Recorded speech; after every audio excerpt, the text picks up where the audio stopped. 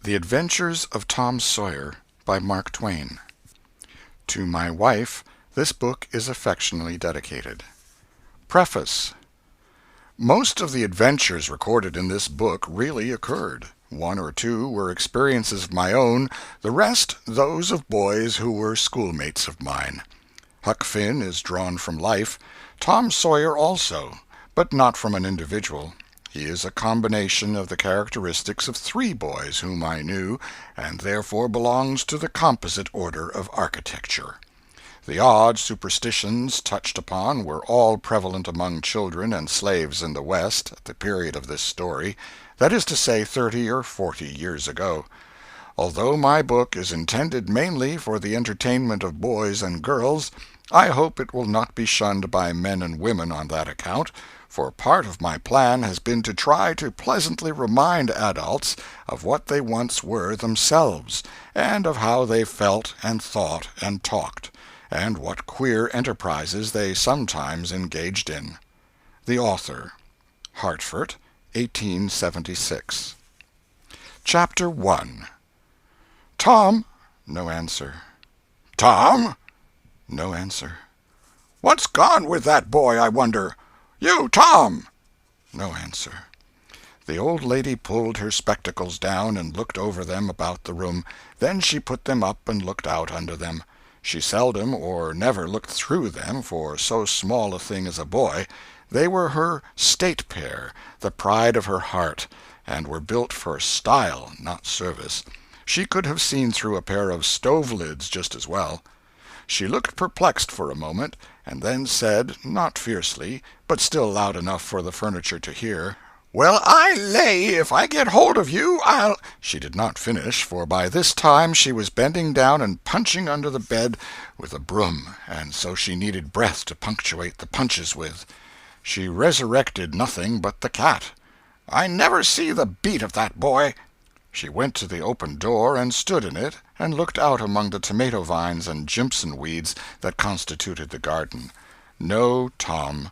So she lifted up her voice at an angle calculated for distance, and shouted, "You, Tom!" There was a slight noise behind her, and she turned just in time to seize a small boy by the slack of his roundabout and arrest his flight. "There! I might 'a' thought of that closet. What you been doing in there?" "Nothing." "Nothing? Look at your hands, and look at your mouth. What is that truck?" "I don't know, Aunt." "Well, I know. It's jam, that's what it is. 40 times I've said if you didn't let that jam alone I'll skin you. Hand me that switch." The switch hovered in the air. The peril was desperate. "My, look behind you, Aunt!" The old lady whirled round and snatched her skirts out of danger. The lad fled on the instant, scrambled up the high board fence, and disappeared over it. His Aunt Polly stood surprised a moment, and then broke into a gentle laugh. "Hang that boy! Can't I never learn anything? Ain't he played me tricks enough like that for me to be looking out for him by this time? But old fools is the biggest fools there is. Can't learn an old dog new tricks, as the saying is. But my goodness, he never plays them alike 2 days, and how is a body to know what's comin'? He 'pears to know just how long he can torment me before I get my dander up, and he knows if he can make out to put me off for a minute or make me laugh, it's all down again and I can't hit him a lick. I ain't doing my duty by that boy, and that's the Lord's truth, goodness knows. Spare the rod and smile the child, as the good book says. I'm a laying up sin and suffering for us both, I know. He's full of the old scratch, but laws o' me, he's my own dead sister's boy, poor thing, and I ain't got the heart to lash him somehow. Every time I let him off my conscience does hurt me so, and every time I hit him my old heart most breaks. Well, well, a man that is born of a woman is of few days and full of trouble, as the Scripture says, and I reckon it's so. He'll play hooky this evening. That's southwestern for afternoon. And I'll just be obleeged to make him work tomorrow to punish him.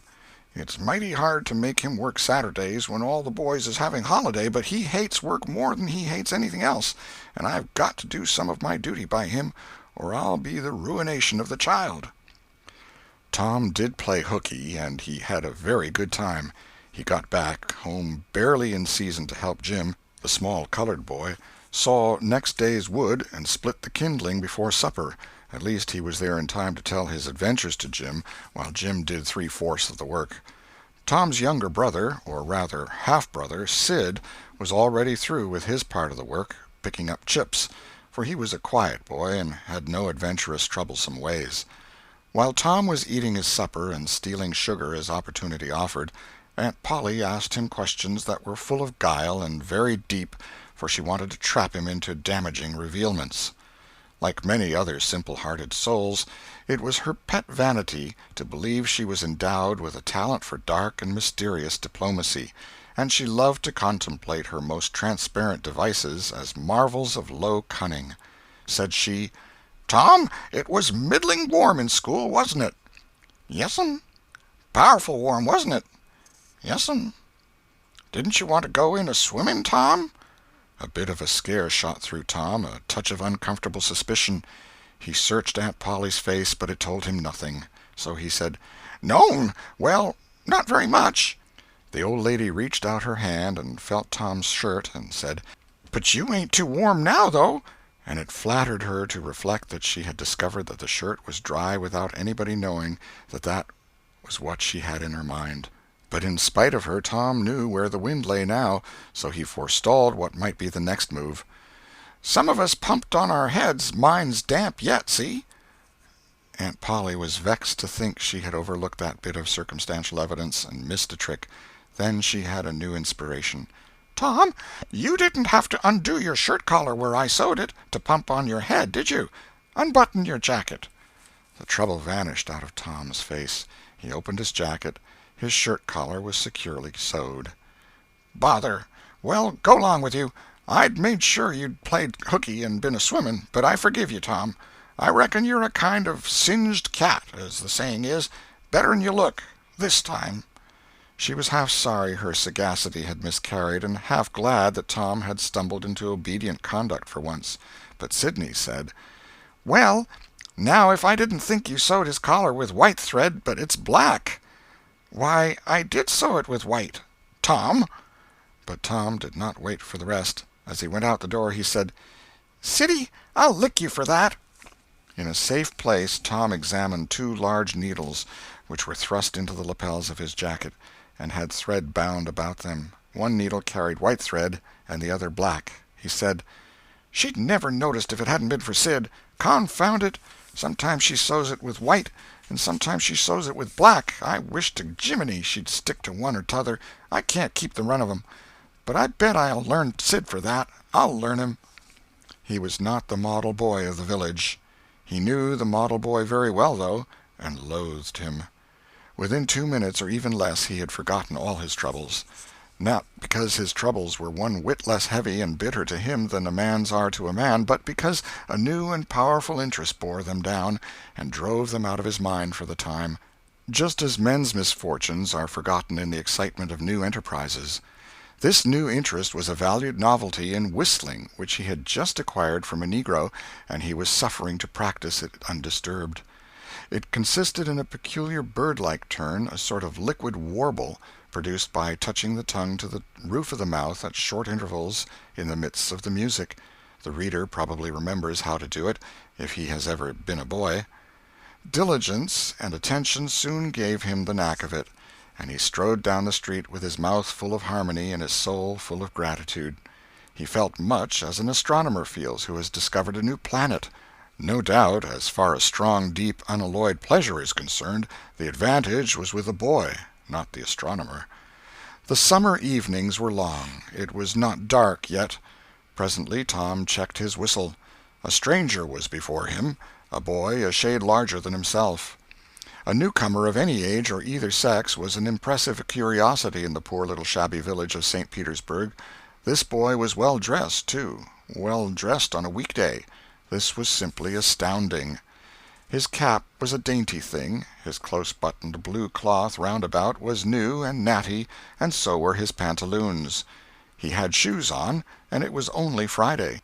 He even wore a necktie, a bright bit of ribbon. He had a citified air about him that ate into Tom's vitals.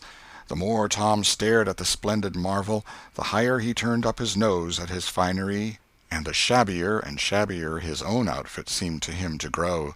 Neither boy spoke. If one moved, the other moved, but only sidewise, in a circle.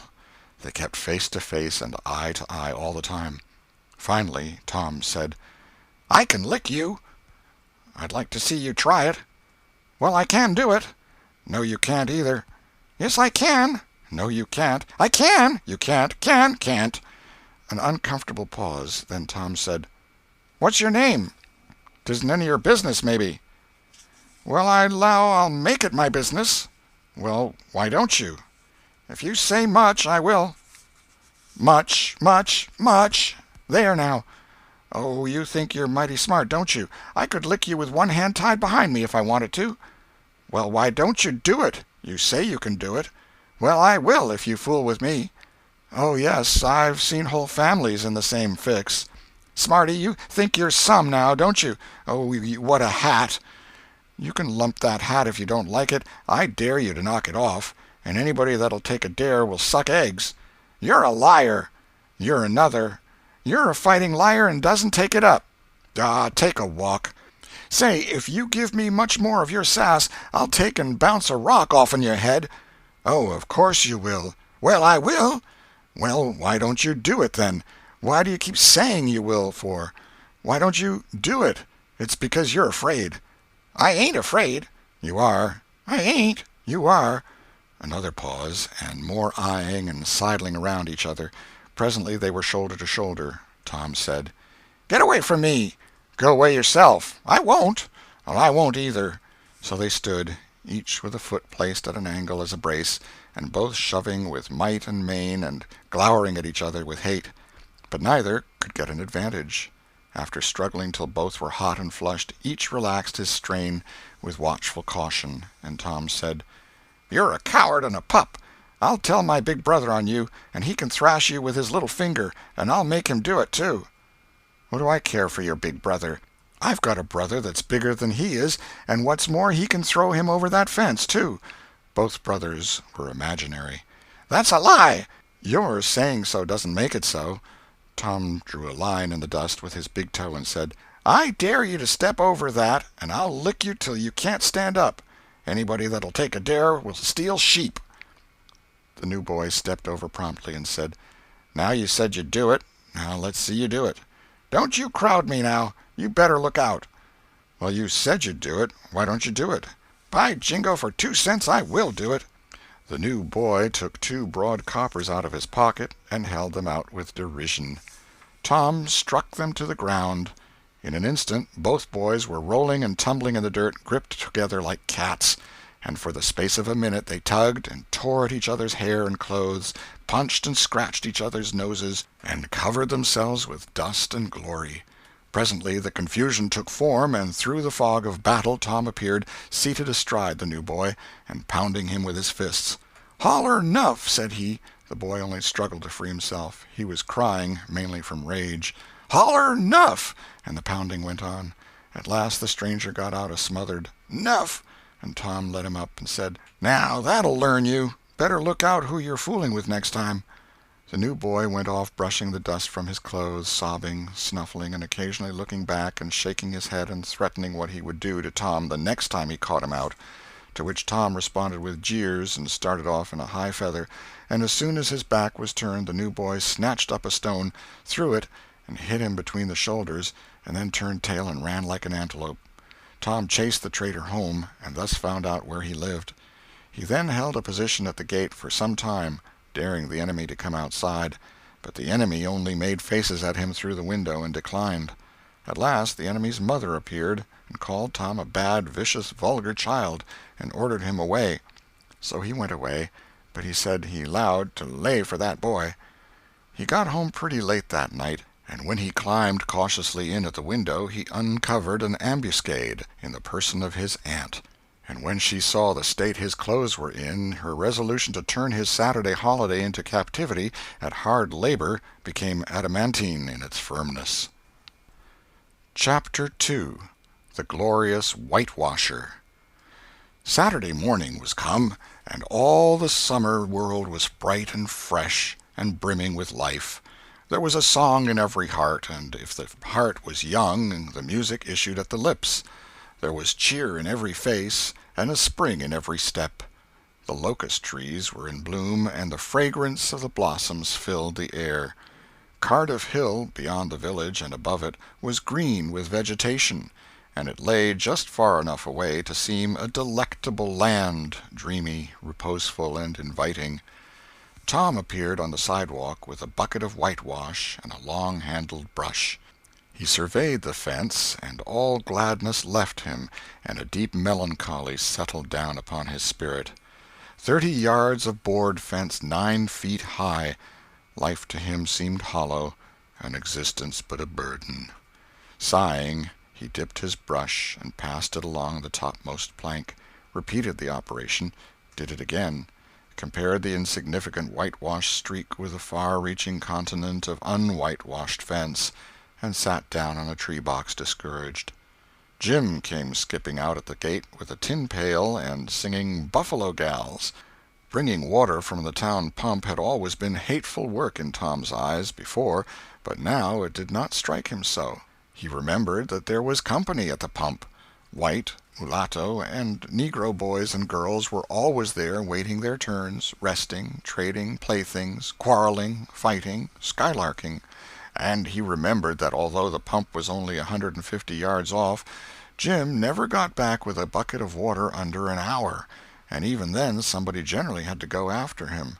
Tom said, "Say, Jim, I'll fetch the water if you'll whitewash some."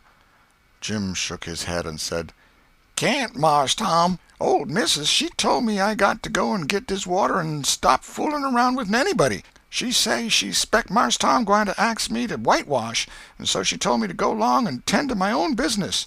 She 'lowed she'd tend to whitewashing." "Oh, never mind what she said, Jim. That's the way she always talks. Gimme the bucket. I won't be gone only a minute. She won't ever know." "Oh, I dasn't, Mars Tom. Ole missus she'd take and tar de head off'n me. 'Deed she would." She never licks anybody. Whacks 'em over the head with her thimble, and who cares for that, I'd like to know. She talks awful, but talk don't hurt. Anyways, it don't if she don't cry. Jim, I'll give you a marvel. I'll give you a white alley." Jim began to waver. "White alley, Jim, and it's a bully taw." "My, that's a mighty gay marvel, I tell you. But, Mars Tom, I's powerful 'fraid of ole missus.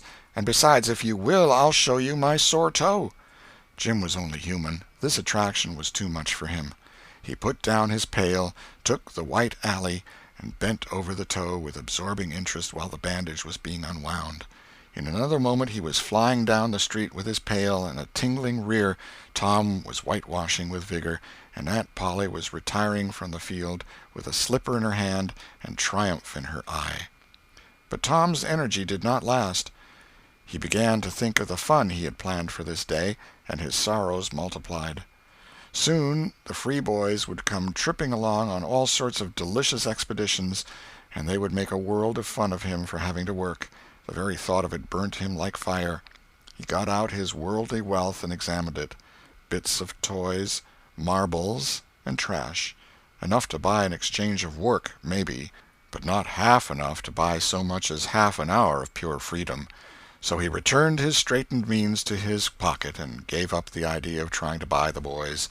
At this dark and hopeless moment an inspiration burst upon him, nothing less than a great, magnificent inspiration.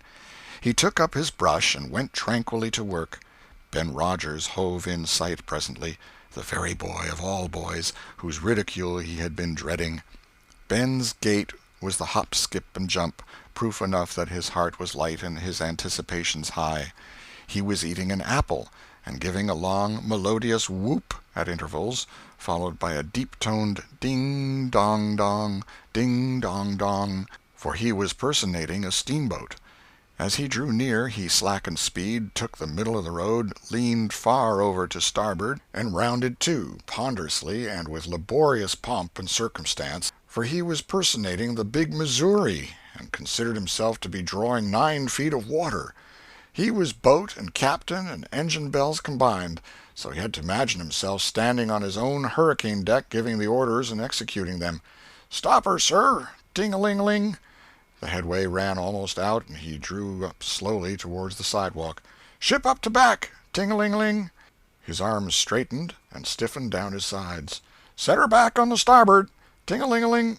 Chow! Chow! Chow! Chow! His right hand, meantime, described stately circles, for it was representing a 40-foot wheel. Let her go back on the larboard. Ting-a-ling-a-ling. Chow! Chow! Chow! The left hand began to describe circles. Stop the starboard. Ting-a-ling-ling. Stop the larboard. Come ahead on the starboard. Stop her. Let her outside. Turn her over slow. Ting-a-ling. Chow! Chow! Chow! Get out that headline. Lively now. Come out of there with your spring line. What are you about there? Take up a turn in that stump with the bright of it. Stand by that stage. Now let her go. Done with the engine, sir. Ting-a-ling-ling. Sht! Sht! Sht! Trying the gauge cocks, Tom went on whitewashing, paid no attention to the steamboat. Ben stared a moment and then said, Hi-yi! You're up a stump, ain't you? No answer. Tom surveyed his last touch with the eye of an artist. Then he gave his brush another gentle sweep and surveyed the result as before. Ben ranged up alongside of him. Tom's mouth watered for the apple, but he stuck to his work. Ben said, Hello, old chap. You got to work, eh? Tom wheeled suddenly and said, Why, it's you, Ben. I weren't noticing. Say, I'm going in a swimming. I am. Don't you wish you could? But of course you'd rather work, wouldn't you? Course you would. Tom contemplated the boy a bit and said, What do you call work? Why, ain't that work? Tom resumed his whitewashing and answered carelessly, Well, maybe it is and maybe it ain't. All I know is it suits Tom Sawyer. Oh, come now, you don't mean to let on that you like that. The brush continued to move. Like it? Well, I don't see why I oughtn't to like it. Does a boy get a chance to whitewash a fence every day? That put the thing in a new light. Ben stopped nibbling his apple. Tom swept his brush daintily back and forth, stepped back to note the effect, added a touch here and there, criticized the effect again. Ben, watching every move and getting more and more interested, more and more absorbed. Presently he said, Say, Tom, let me whitewash a little. Tom considered, was about to consent, but he altered his mind. No, I reckon it wouldn't hardly do, Ben. You see, Aunt Polly's awful particular about this fence, right here on the street, you know. But if it was the back fence, I wouldn't mind, and she wouldn't. Yes, she's awful particular about this fence. It's got to be done very careful. I reckon there ain't one boy in 1,000, maybe 2,000, that can do it the way it's got to be done. No, is that so? Oh, come now, let me just try. Only just a little. I'd let you if you was me, Tom. Ben, I'd like to, honest Injun, but Aunt Polly, well, Jim wanted to do it, but she wouldn't let him. Sid wanted to do it, and she wouldn't let Sid. Now, don't you see how I'm fixed? If you was to tackle this fence and anything was to happen to it, oh, shucks, I'll be just as careful. Now let me try. Say, I'll give you the core of my apple. Well, here. No, Ben, no, now don't. I'm afeard. I'll give you all of it. Tom gave up the brush with reluctance in his face, but alacrity in his heart. And while the late steamer Big Missouri worked and sweated in the sun, the retired artist sat on a barrel in the shade close by, dangled his legs, munched his apple, and planned the slaughter of more innocents. There was no lack of material. Boys happened along every little while. They came to jeer, but remained to whitewash. By the time Ben was fagged out, Tom had traded the next chance to Billy Fisher for a kite in good repair, and when he played out, Johnny Miller bought in for a dead rat and a string to swing it with, and so on, hour after hour. And when the middle of the afternoon came, from being a poor poverty-stricken boy in the morning, Tom was literally rolling in wealth.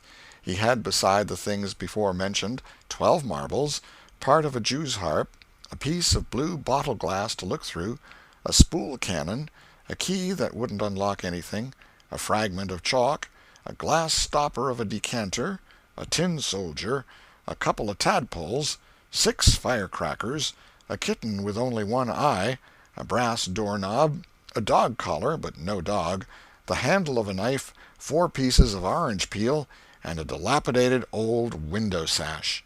He had had a nice, good, idle time all the while, plenty of company, and the fence had had 3 coats of whitewash on it.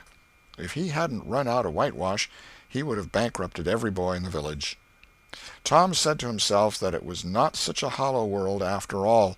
He had discovered a great law of human action without knowing it, namely, that in order to make a man or boy covet a thing, it is only necessary to make the thing difficult to attain. If he had been a great and wise philosopher, like the writer of this book, he would now have comprehended that work consists of whatever a body is obliged to do, and that play consists of whatever a body is not obliged to do. And this would help him to understand why constructing artificial flowers or performing on a treadmill is work, while rolling 10-pins or climbing Mont Blanc is only amusement. There are wealthy gentlemen in England who drive 4-horse passenger coaches 20 or 30 miles on a daily line in the summer because the privilege costs them considerable money. But if they were offered wages for the service, that would turn it into work, and then they would resign. The boy mused a while over the substantial change which had taken place in his worldly circumstances, and then wended toward headquarters to report. The end of Chapter 2.